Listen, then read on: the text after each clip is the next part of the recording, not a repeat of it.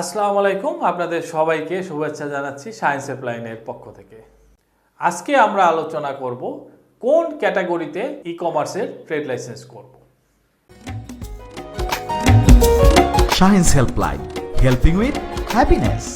Trade লাইসেন্সের ক্যাটাগরিতে আপনি যদি ই কমার্স ব্যবহার করতে চান তাহলে প্রথমেই আসলে বিবেচনা করতে হবে যে আপনার বিজনেসের ওনারশিপটি আসলে কী ধরনের।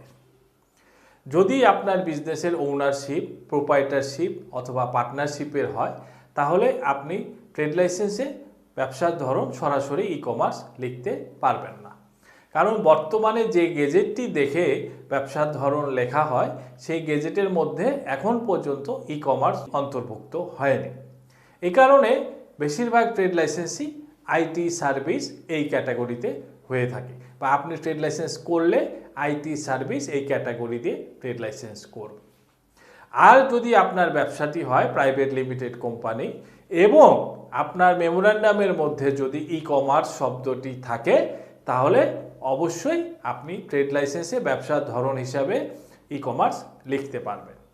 কারণ হচ্ছে প্রোপাইটারশিপ এবং পার্টনারশিপ ব্যবসার ট্রেড লাইসেন্সের যে ফিটি নেওয়া হয় সেটি নেওয়া হয় হচ্ছে ব্যবসার ধরন অনুযায়ী, এবং সেই ব্যবসার ধরনগুলো লেখা আছে একটি গ্যাজেটের মধ্যে। সিটি কর্পোরেশন বা পৌরসভা অথবা ইউনিয়ন পরিষদ অর্থাৎ কোনো অথরিটি চাইলে এই গেজেটের বাইরে গিয়ে আপনাকে ই কমার্স লিখে দিতে পারবে না।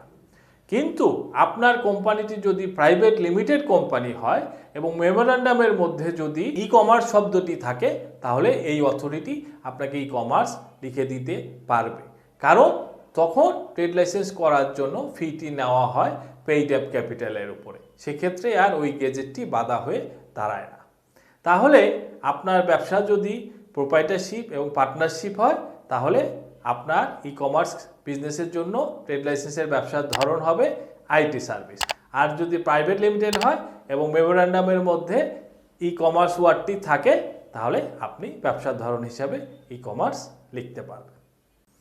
আজকে এই পর্যন্তই। সবাই ভালো থাকবেন, দেখা হবে পরবর্তী কোনো ভিডিওতে। ধন্যবাদ সবাইকে।